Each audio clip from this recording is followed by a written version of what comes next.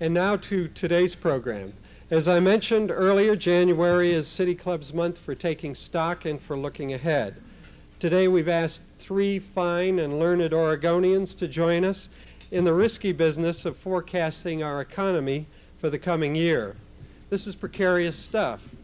The economics editor of the British Sunday Times in a recent article analyzed the state of economic forecasting under the headline, "Pundits Pilloried for Failing to Predict the Unpredictable."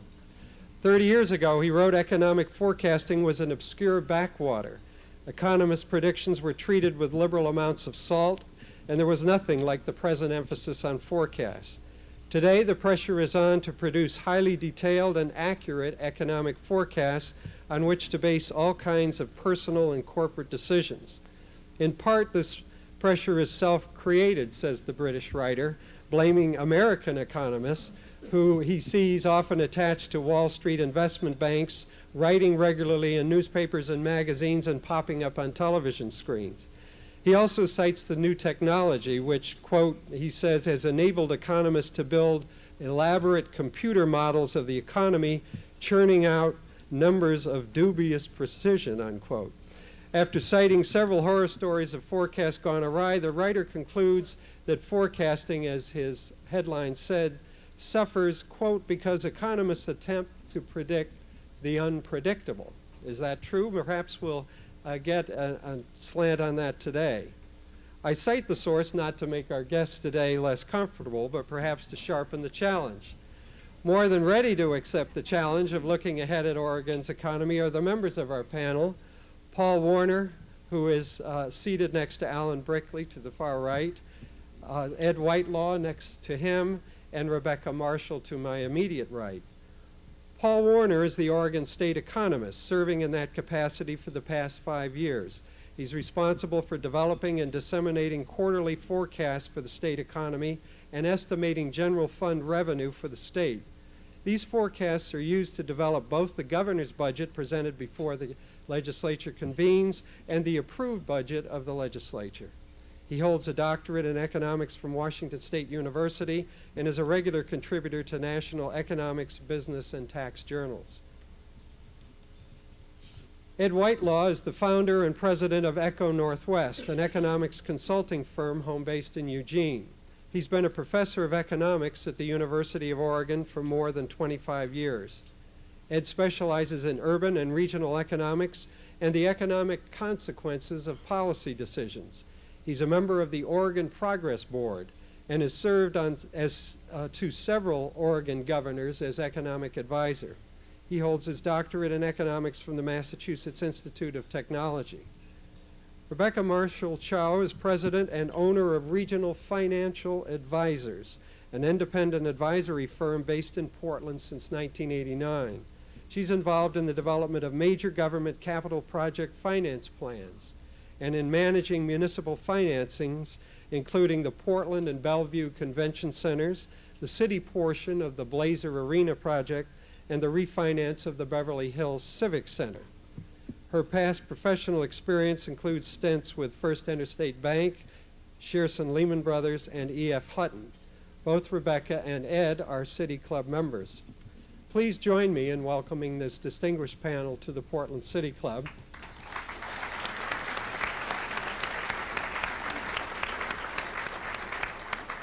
And we'll begin with Paul Warner. Thank you very much. It's a pleasure to be here. I do recall, I believe it was 3 years ago, with the Salem City Club, in which I was on the docket with a psychic, in which we analyzed the future. You still are. Yeah, that's right. I was going to leave the psychic analysis to Ed, and I'll go into my detailed forecast, though I guarantee the detail, but not necessarily the accuracy. What I'd like to do is talk for a few minutes about where we are in terms of the state and national economy. I think we're at a very interesting point right now, and it's one in which we've got a number of questions that I think are important as we look ahead for the short term, but also for the long term for Oregon, to give us a sense of the kind of economy we're going to have. And I'd also like to talk about some of the risks that we see as we look ahead over the next couple of years. First of all, 1994 was a very good year. economically for the U.S. and the Oregon economies. You may have heard the U.S. Unemployment report for December was released this morning. Unemployment at 5.4%, another 250,000 payroll jobs created in December. So a very strong national economy. Economic growth looks like for 1994 will be the second best growth rate since 1978, the best since 1984. So the best in 10 years, the second best in the last 16 years. So a very strong national economy. Oregon is doing it very well as the nation is. Our unemployment rate now at 4.8% for November is the lowest it's been since 1969. Our inflation-adjusted personal income, our estimates for 94, would show growth of 5.1%. That's the highest since 1978. Housing starts, we think, for 94 are going to be the highest since 79. So in short, we're looking at an economy that's putting up numbers that are very similar to the late 70s without the inflation we had at that time. Inflation is still below 3% for the nation and for the state. So the question becomes, what's ahead? I mean, we're at a very strong point right now.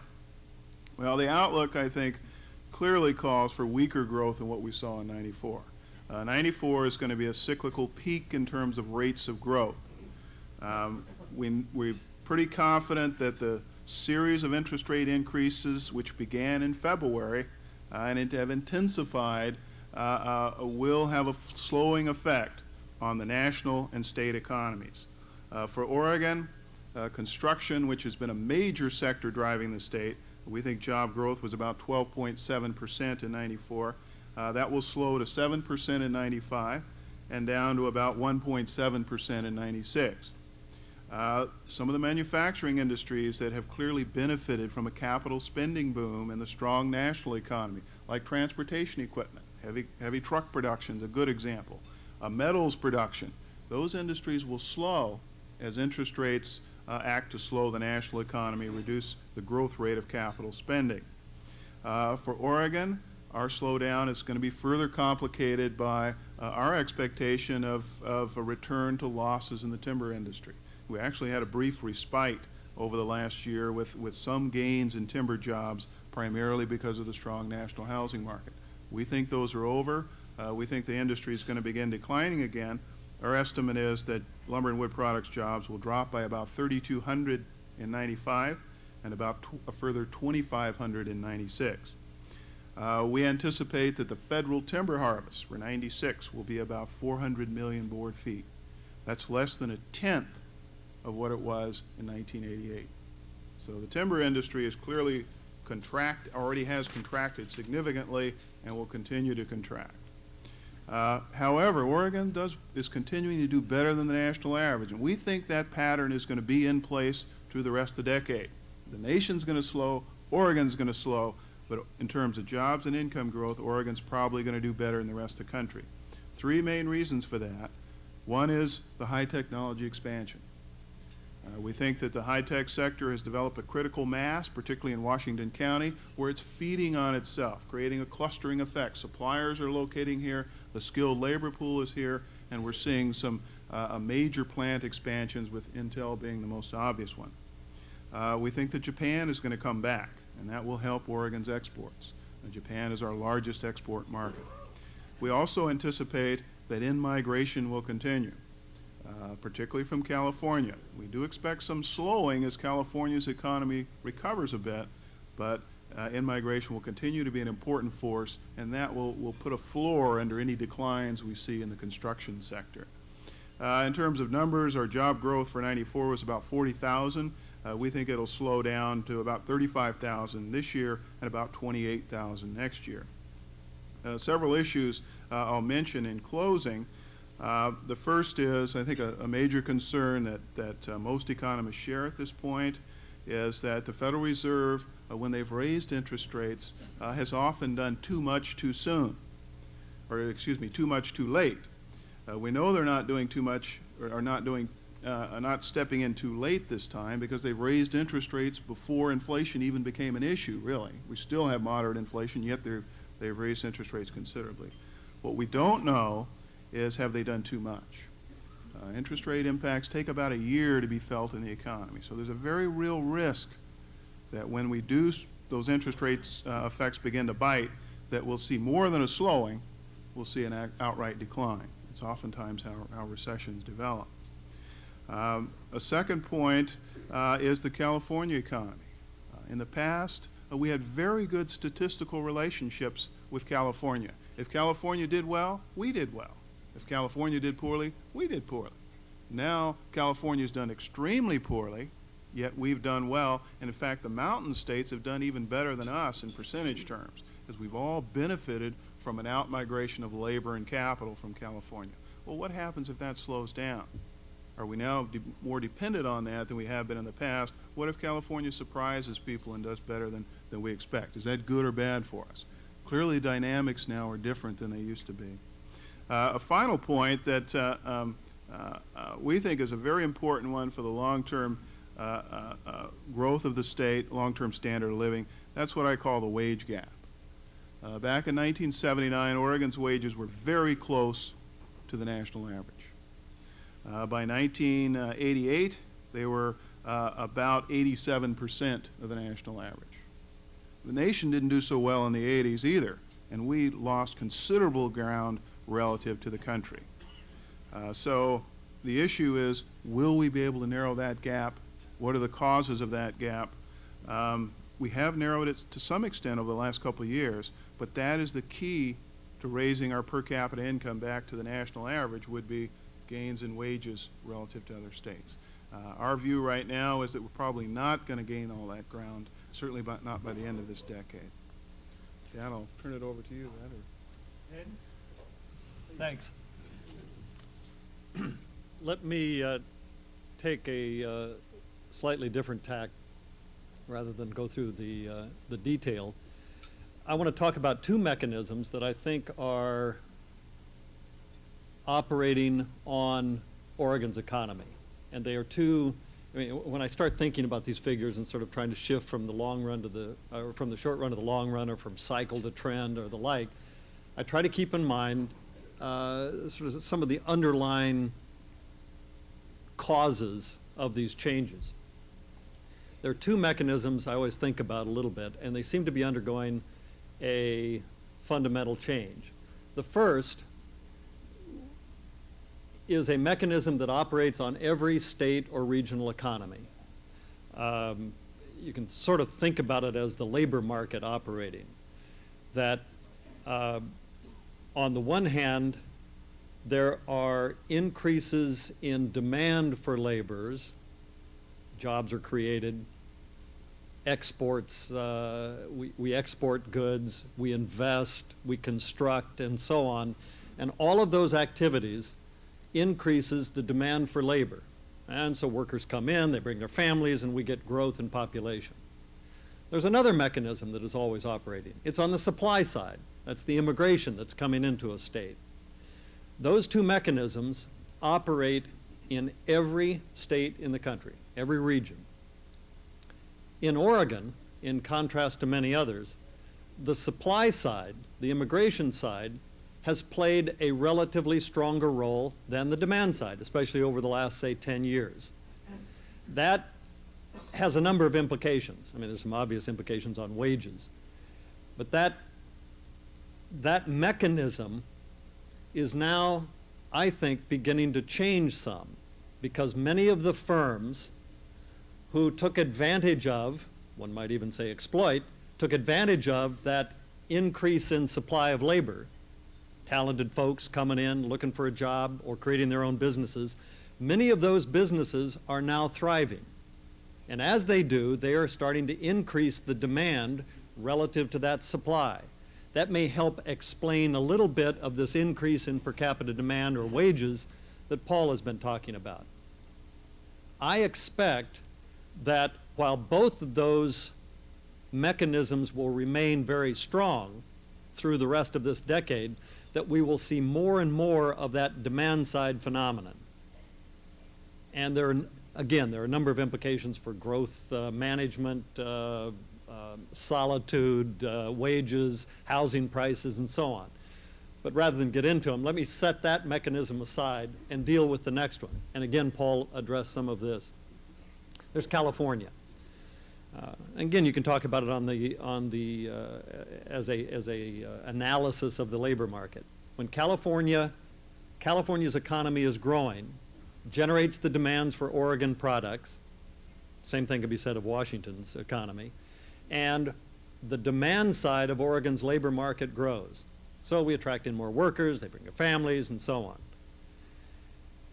There's also that supply side phenomenon, the outmigration from California that was stimulated, of course, while California was having trouble. Notice that in this model, with this mechanism, what seems to happen is that whether California is going up or down, Oregon still grows. With both of those mechanisms, I think it is easy to forecast that Oregon will have difficulty avoiding growth. Now, whether that's, we're going to have more of a lot of things, and we're going to have a less of a bunch of other things, solitude, for example. And depending on what weights you place on these, you may regard it as positive or negative. But it is not difficult for a forecaster, even after trashing forecasters with the kind of criticism that Don offered, it will be very difficult for forecasters to blow it in Oregon over the next 10 years, certainly on trends. Now, we're always going to miss corners, the cycles, but the trend, I think, is virtually unavoidable, namely growth in the Pacific Northwest, growth in Oregon. Rebecca? First of all, I'd like to say I'm very honored to be on this panel and a little confused as to why I was asked. I told the person calling me, I'm not an economist. I don't forecast anything. And she quite graciously said, well, don't you have stuff to do with money? Yeah, I deal with a lot of money. And she said, well, doesn't the cost of money become a topic in your life? And I said, well, of course, it's a topic in my life. And she said, well, so here I am to take a slightly different tack than the others and maybe talk about a focus on the cost of money, not jobs, not manufacturing, any of those things. And please bear with me now. I am not an economist. I don't bring that level of analysis. But to insulate myself from mean old Don, what I did was take other economists' projections and try to ferret from them if there was a commonality, something I could use in my work. And then also I thought it would be sort of fun to see, do Wall Street forecasters, the ones who are at the head of the big money firms, are they any different than the other economists in their projections on the cost of money? Or is everybody just sort of, they go to a big meeting, and used to be Henry Kaufman, you go in a room and he'd say, well, the rate will be, and then they all go out and say the rate's going to be. Are they all the same? Well, the first question I was asked to address is there going to be a recession? Clearly, when you read that long stack of economic forecasts, things that we all get in the mail, and I was tempted to even bring, it is very clear that there will not be a recession unless there is one. Virtually every report that I read said, I don't think there's going to be a recession. I think it's going to be a slowdown. I think it's a growth recession. However, they all said, we are a little concerned about how fast the Fed's going to move and how high the Fed's going to move before the economy slows down. Most think the slowdown's coming in the last half of '95, and they all think the Fed's going to act the end of January, raising rates at least 0.5%, and we'll probably do another one in March. So the concern is, will the Fed act and create a recession because the economy didn't have a chance to slow down enough? And of course, they're all unwilling to make definitive statements as to whether or not that will happen. We certainly do care. I might point out the Fed started raising rates in March, and we're not even to March yet. If it takes at least a year for those rate increases to impact the economy, I think it's true what one of the forecasters said from First Interstate Bank, actually, that we better watch out for that first 6 months of '95, because then they will start making definitive statements about the last half of '95. CS First Boston even said, I think the Fed will constantly be adjusting the dials. And if it goes too high, they'll ease monetary policy. And I sure hope they're right. Greenspan gave a little insight in December. I don't know how many of you saw his little talk. He was talking about a Federal Reserve survey of what was going on in business, and he said he saw price pressure evident. Even though inflation is low, it doesn't matter. He sees raw commodity prices going up, intermediate supplies going up, capacity 85%, and unemployment, which indeed this morning went down again to the 5.4, the lowest since July of 90, and said at some point the end producers got to pass that cost along. They've got to raise their prices, and that sort of goes along with the whole concept of inflation. That's what it is the increase in prices. Well, I read this whole thing and wanted to be learned when talking to you, but to be perfectly frank, none of us, I don't think, that are in finance spend a ton of time reading all the economic analysis. We all pick measures and jump on them. So you can go check in the morning, where is the such and such, and you know what's going to be happening. It used to, and I can't talk without my hands. It used to be money supply. Remember everybody ran around looking at M1 and M2 and M3? Haven't heard that in ages. Although I actually saw a report saying the Fed's still looking at it, and good news, we're still in target. But what they're all talking about is GDP, gross domestic product, which evidently now is economic growth, forecasted output goods and services adjusted for inflation, and they're all, of course, going to answer the question how that is done. The Fed has a goal. They've said they want it less than or equal to 2.5%, and the forecast for the end of 94 is 3.7. That, in those of us who worry about interest rates, say, uh-oh. Then we look at the consumer, that's the financial term. Then we look at consumer price index. That's inflation. The Fed says they want it below 2%. It's forecasted to be 2.7%. That's more of an than an uh-oh, because the GDP appears to be the thing that influences Greenspan the most. Now, I personally find the most understandable measure, and certainly timely, is the PNC Bank Corporation Christmas Price Index. They track all the items in the 12 days of Christmas. They have done this since 1984, and discovered that in 1994, the inflation from 1993 was 1.16%, well within the Fed target, and I hope Greenspan's listening. The scale went up mostly because the swans are swimming. About half of it. 5 gold rings were substantially higher, but you'll be relieved to know that the partridge in the pear tree remained constant. The Wall Street Journal just had a forecast Tuesday of 59 economists.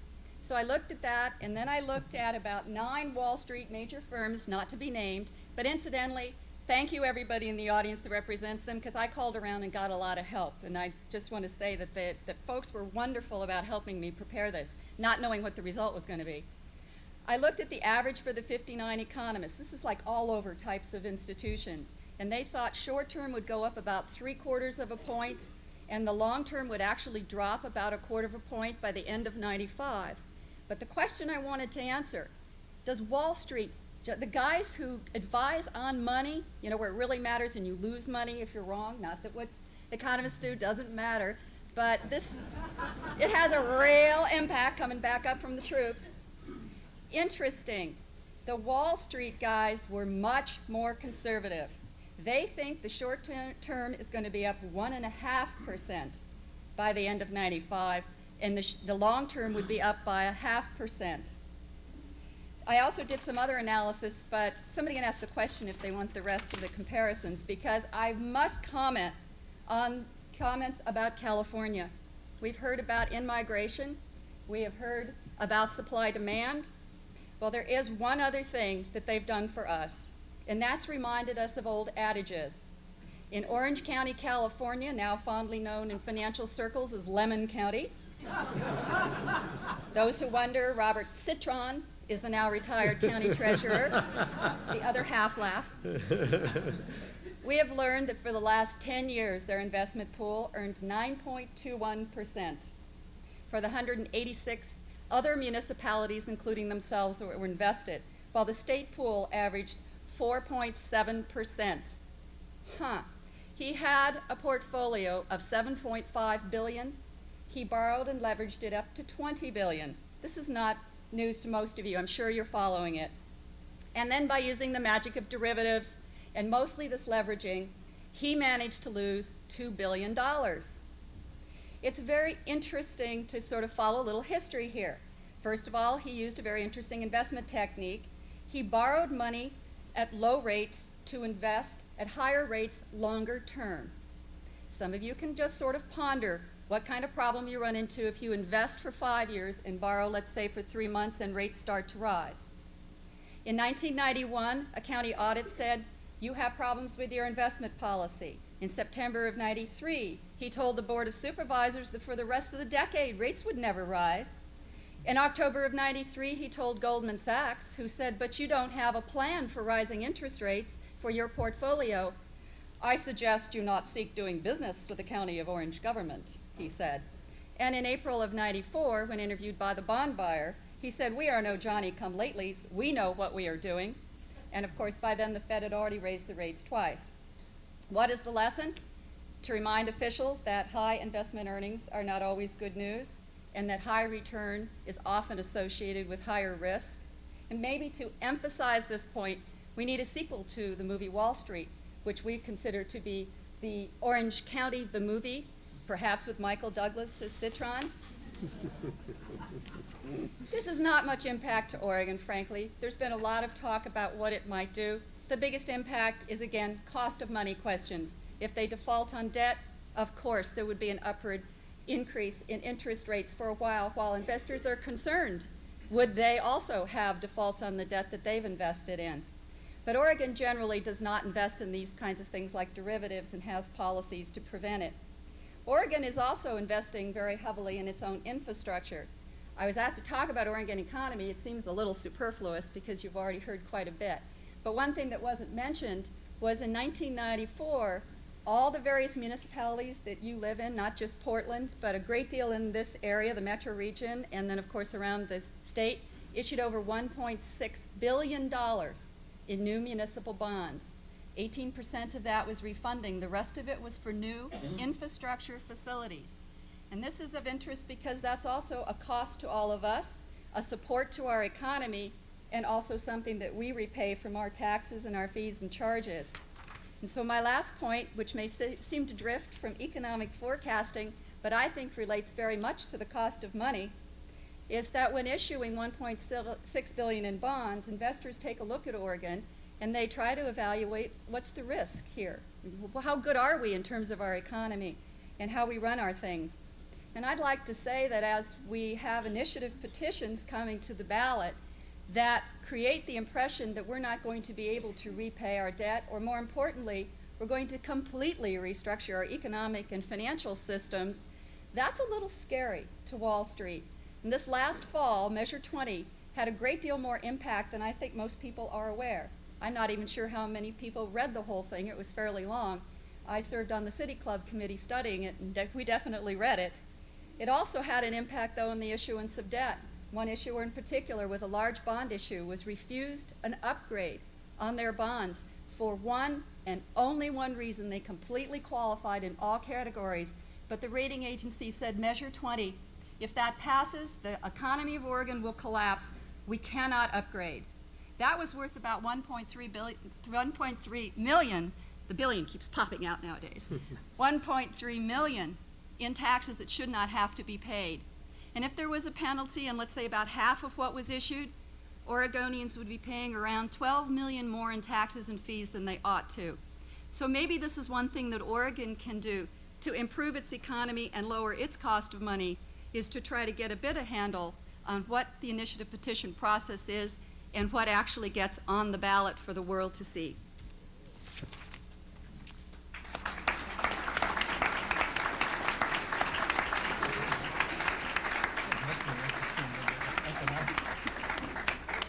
Thanks to those fine presentations, I think we're on much more solid ground than the readers of the Sunday Times. We're now open to questions. Would you please come to the microphone after the first two questions, identify yourself, and would you indicate if your question is for all the members of the panel or if you prefer an individual member answer it. And our first question is from Alan Brickley.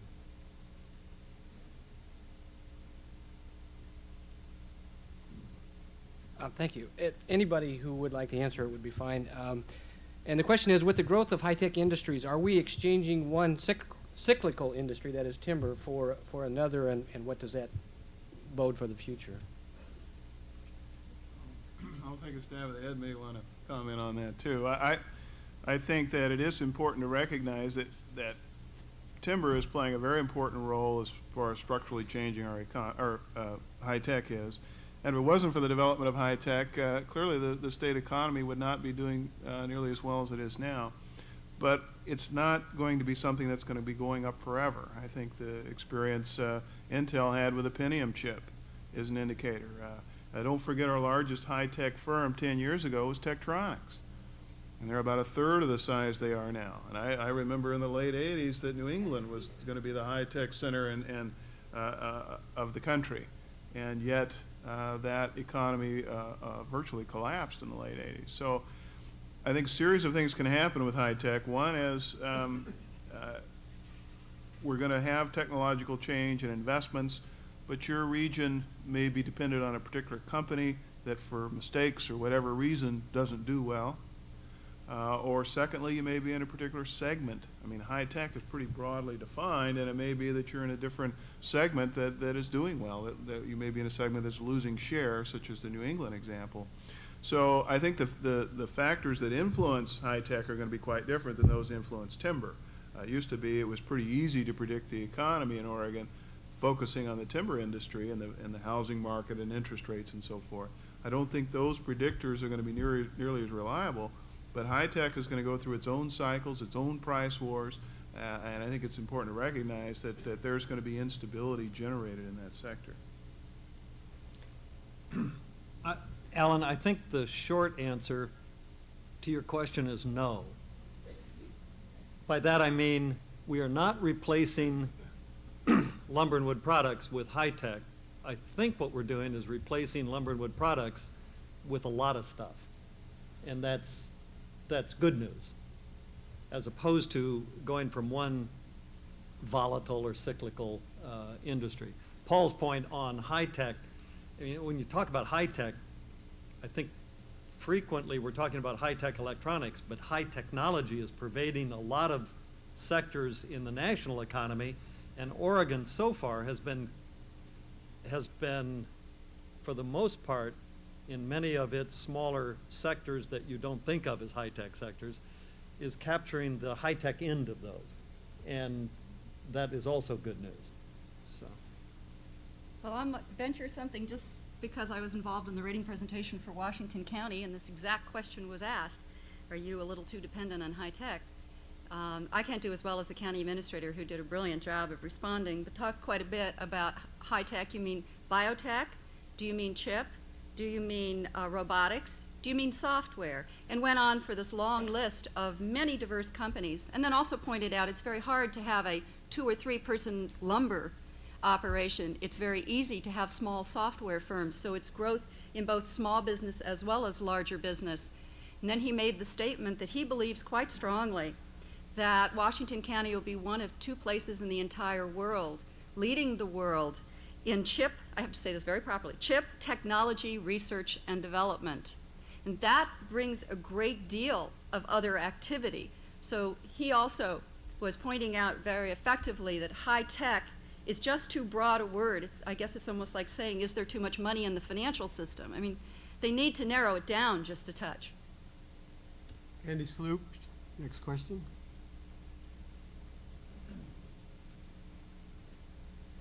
Good afternoon. I'm Andy Sloop, co-chair of the Technology and Business Committee. Don, our committee actually wanted to ask this panel 5 questions. Can I ask 2? If they're 15 seconds apiece, sure. Ask all 5. I'll ask them, and I'll let you make the determination, okay? First, how do you expect the changes at the Oregon legislature and in Congress to affect Oregon's economy generally?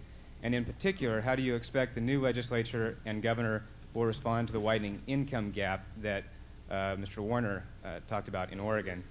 And the second question, which I gather from the chuckles, is not going to be, we're not going to have time to get to, is do macroeconomic analyses generally, are macroeconomic analyses generally based on the right numbers, or do new measures need to be developed to improve economic decision making given the changes that we've seen in the economy in recent years? Who wants to dive into that pool? The answer to the second question is yes. The first question, we do need new numbers. The first question I'll answer. I want to clarify one thing. The gap between Oregon in terms of per capita income and wages is not widening. It is narrowing.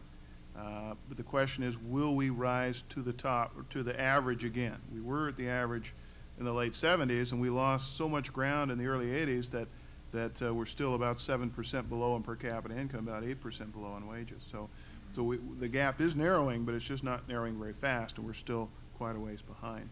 I think in terms of Congress and fiscal policy, I am concerned about any policy, macro policy that widens the deficit through some, particularly if it gets into a tax competition where both parties are competing to give away the biggest tax breaks.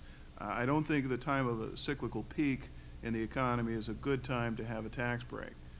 And I think that the risk there is that will drive up interest rates and fuel inflationary expectations. So I am concerned about policies that would enlarge the deficit. I think that the deficit reduction package that went through did have some positive effects in the bond markets. The problem is we've got the deficit will grow on its own by the mid-90s, by 96, because of the demographics. So there needs to be policies just to prevent it from widening, not policies that will make it widen even further. So I am concerned about that. In terms of the legislature, the governor released his budget today, and I think it's one that the legislature is going to start with. It's a good starting point. I think there's been a lot of communication there. The governor's budget is very much within existing resources. There's no major tax proposals. So I think right there is probably a pretty good start. Just two quick comments. This is definitely economist territory. On congressional, your comment about tax cuts reminds me of something I read about the brand new chairman of the House Ways and Means Committee was going forth about, oh, we're going to cut this, and we're going to cut that, there's going to be all these great tax cuts, and boom, up went the bond market, interest rates, and he said, oh, I guess what I say has an influence on the market, and turned around and said, I think we'll have spending cuts first. Down came the rates. And then the other thing about new calculation, I was at a meeting where Ron Wyden, and I think you can probably explain why, indicated they are going to change the calculation of inflation because it is so ancient, and they're going to include things like high tech and whatever into that calculation, and that's supposed to be, I think they're presenting in January, February what the model's supposed to be, and it'll take place in a few months. It's going to have a very interesting impact, if you think about it, on all the people that are indexed off of that measure. Just thought I'd bring that up. On the second one about better numbers, I'm of two minds. I guess the techno nerd in me says that better numbers are at least a necessary condition for better decisions. The psychic in me says that the better numbers will have virtually no impact at all on decision making in this country. On the first question on the state legislature, I don't think the state legislature has had any impact on Oregon's economy for decades, and I don't think it will now. I mean, I think it's largely irrelevant to economic activity in the state. For Congress, it's close, but I don't. I mean, I think there the psychic has to speak. I think I'll just bail out of the comment on Congress. From the floor? Leslie Hildula. Politics aside, when can a president take credit for the state of the economy? I assume it's somewhere between a month after he takes office and when his successor has left office. Anyone? Sounds like a psychic question. Yeah, it's a psychic question. Well, if you're, I suspect never. If you mean by can, not in a rhetorical sense, you know, I take credit for this, but rather genuine credit for having done something that during a 4-year period, let's assume 4-year cycles, or rather terms, that during the 4 years you can definitely see. Now, I think a president can probably more easily take debit for things that might happen, but credit is much more complicated. I think we probably are skilled at stopping economic growth, but I don't think we have a good handle on how to stimulate it. So, Okay. Anyone else?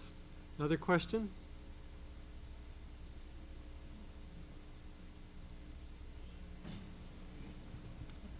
Pete Bear, City Club member. The question is directed, I guess, at the entire panel. I'm sure Rebecca will have some sort of a response for me. The Oregon economy is still very dependent on smaller companies, and we're going into a potential recession or at least economic slowdown.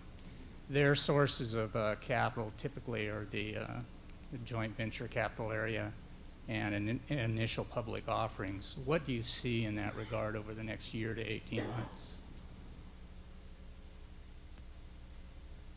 I feel there's an expectation that I'm going to answer that. It's actually not my area of expertise because I deal more in the public sector and this is very private sector. I myself have not yet gone after that form of financing for my own small company. From what I hear from very casual dinner conversations, which maybe is as good as what you get out of some of the forecasts, there is a loosening up somewhat of some of the money that was held very tightly for a while. But the burn that happened, the number of folks that got into trouble, makes them perhaps a lot more hesitant about making that money available. So it will probably be more costly, but I think it's also going to take more effort to access it. But I do think it's still there from what I've heard. I've never tried to get it though, so perhaps it's there for others. Anyone else? Next question?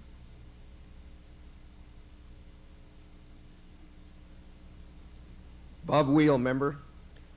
You've talked with great expertise on high-tech and timber and so on.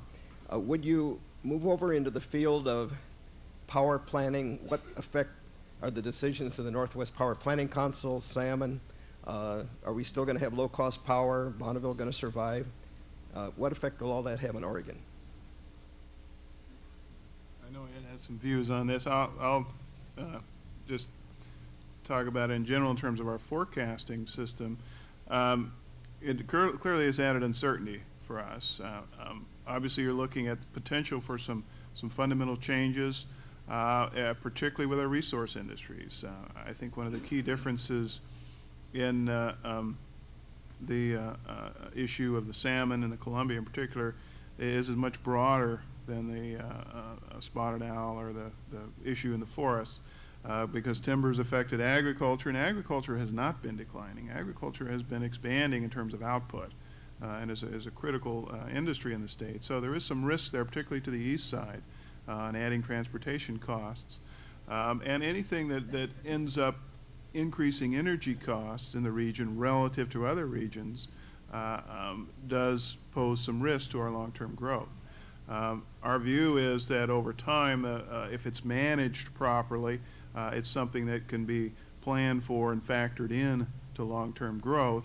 The big risk, I think, if there are sudden changes in policy or if we see sharp rate increases that are unplanned for, that's our biggest concern. But right now, classify it primarily as a long-term risk in terms of our overall cost competitiveness.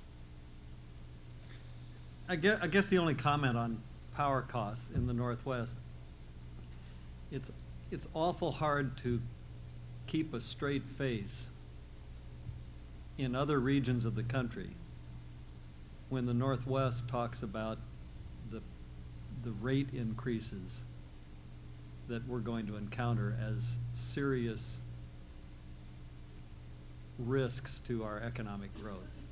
I mean, to me, it's just silly. Now, if it occurs in a very short period of time, then what Paul says is right. Dislocations and all that kind of stuff. But the long term, I mean, you know, I can't take those arguments seriously. And will BPA survive? If you're talking about BPA as this institution that's sort of, you know, lodged over there where we all can see it in its grayness, then you know, maybe not. But will those services be performed? Will those functions be served? Are those purposes? The answer is of course. So. I don't think I have anything to add. Okay, next question. I'm Don Sterling, a member. You've all been talking in rather general terms about the economy of Oregon. Does any of you wish to discriminate among the various regions of Oregon and talk to us about how one part is going to do as opposed to another? Is the east side going to do as well as the Willamette Valley? Let's say that. Was discriminate an unfortunate choice of terms, or did you? Oh, yeah, it was probably an unfortunate. I'm a newspaper man. I don't use words well. Go ahead. Yeah, Mr. State. Okay. Well, I think that's a very good question. I don't know what level to go to as far as looking around the state. You know, I think one of the things that's really surprised me, and I've been surprised at the assessed value growth, as everyone has been, the strength of real estate markets is almost completely statewide. And you see, for example, our assessed values increased 12% this year, and you saw strong growth almost statewide. There was lesser growth in some of the eastern Oregon counties, but there is strength throughout the state. Now, the degree of strength varies quite a bit.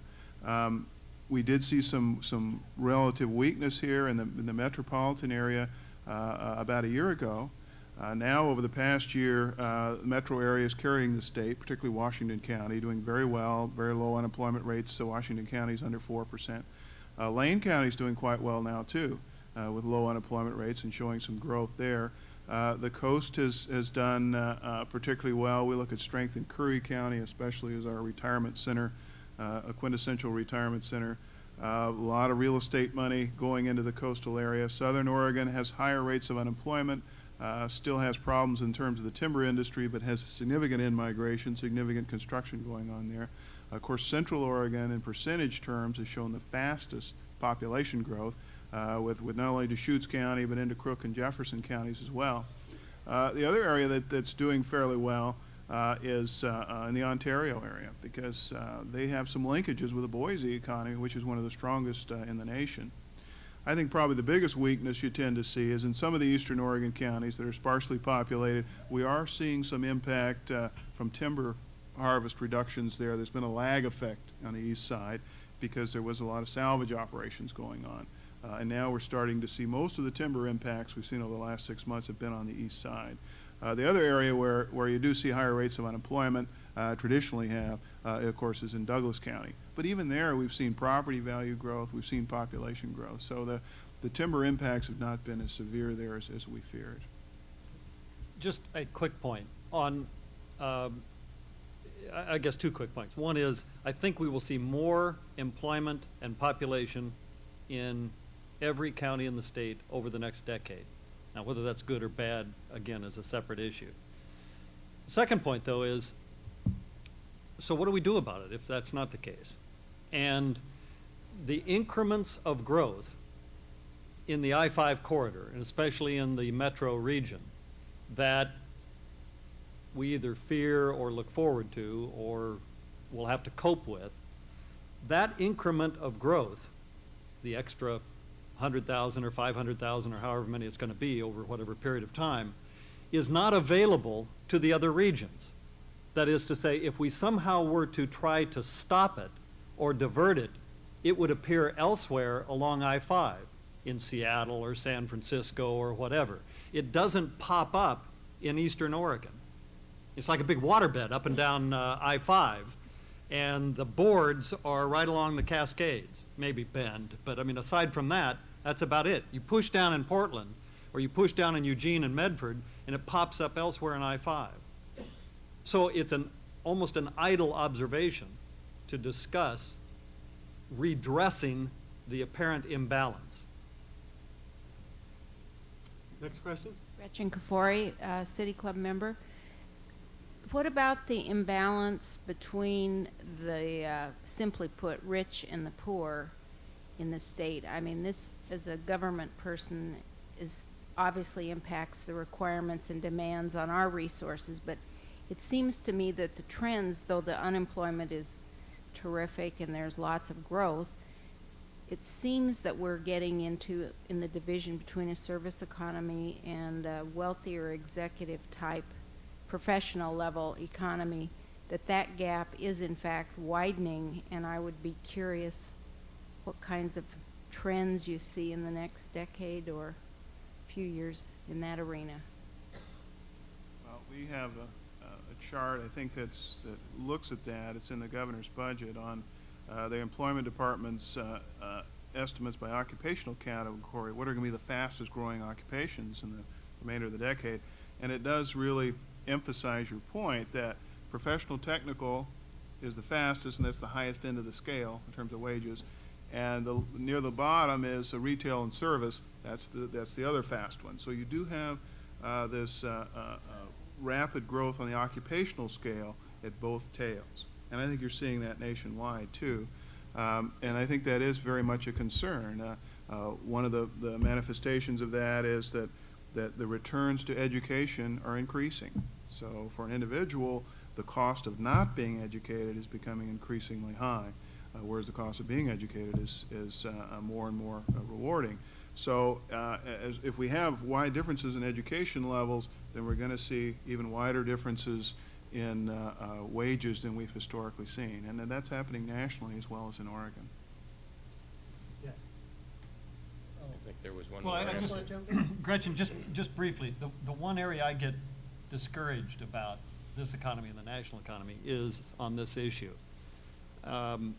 Mainly because I think we are, not only is that gap apparently widening, but I think the kinds of policies that in the past mitigated it, we are now moving in other directions, or no direction at all. That is, I don't think we are taking the kind of collective or individual compensatory actions to try to hold, we're never going to eliminate that, the poor always, all those lines, but I think we are doing things now that will exacerbate that gap. And even in the state, I was looking for a question that talked about education, about the only place that I think we can arrest that in any longer run sense is with education, and it isn't clear to me we're doing the right stuff. So. Yes, I'm Don Peterson, City Club member. For many years, small business has had a large impact on the state of Oregon. Can you tell us what's occurring in this sector of the economy, whether it's increasing, declining, and in what areas of the economy these changes are taking place? Thank you. Is this a techno-nerd question? I think that is a very good question, a very important sector. One of the things that we look at and track closely is proprietors' income. And we've seen a lot of strength in proprietors' income. The last 2 years especially, it's grown over 9% each of the last 2 years, 93, 94, whereas overall income's grown about 6.5%. So that sector is doing well. And we anticipate that there will be some slowing there with the economy. It does tend to be more volatile than overall wage and salary income. But in the long term, it's probably going to be a growth sector. What we're seeing is a lot of downsizing from corporations. We're seeing a lot of downsizing from government. And I would anticipate my employer would probably be downsizing further, and some of the services that are provided will be done through a contract process, as many corporations do. And instead of having your own marketing staff or your own legal staff, you contract out for those things, and those are done by small businesses. So I would anticipate that that downsizing, which I think is leading to some competitive advantages, will continue, and there'll be a lot of job growth in those sectors. I do think that, and those of you that are small business people know this certainly much better than me as a government bureaucrat, that there are ups and downs and risks in those sectors that you don't see in other types of employment. So there's probably going to be some more instability in those areas, because smaller businesses oftentimes, it depends on being in the right place at the right time in many cases. So I think there probably will be some trade-offs, but I think it's a very dynamic system and one that fosters economic growth. Let me ask you to close by responding to a question from the floor. The assumption is we're working more and harder and making less. How much longer is this phenomenon going to last, and what will turn it around? I'd ask each member as a member of the panel to respond before we close here today. So what's your work-life expectancy? Shorter than I thought. Well, I know I'm going to get a 6% pay cut on July 1st, so I won't comment on that. And you may be a future proprietor. I'm maybe a future proprietor. Contract out to Forecast Services, right? Could well happen. That is a phenomenon that we've seen, and really, I remember 4 or 5 years ago, a lot of the discussion about how some of the growth we had seen, a lot of the growth we'd seen in the U.S. was due to an increase in labor participation and labor force. We should be nearing the end of that cycle, and that should be a time in which labor is more scarce and should be pushing up wages. Now, that hasn't happened very much. What we've seen is, I think a lot of that is due to the globalization of the economy and the competitive pressures that firms feel. They've kept wage rates down, and what people do is work longer and longer hours. And it is an interesting phenomenon. I think as far as the cycle is concerned, I think we are in a situation where wages are going to rise a bit, where labor is going to be in a better bargaining position than it has been in the last 5 or 6 years. But, and I think that profits are going to drop as a share. But I do think over time that the competitive pressures globally are going to continue to keep a lid on wage costs and make labor markets very competitive. Yeah, I think we in this room, no matter how young any of us might be, will never see the 1950s again. So. That implies we saw them. That's good. She said that implies we saw them. I saw them. I remember that.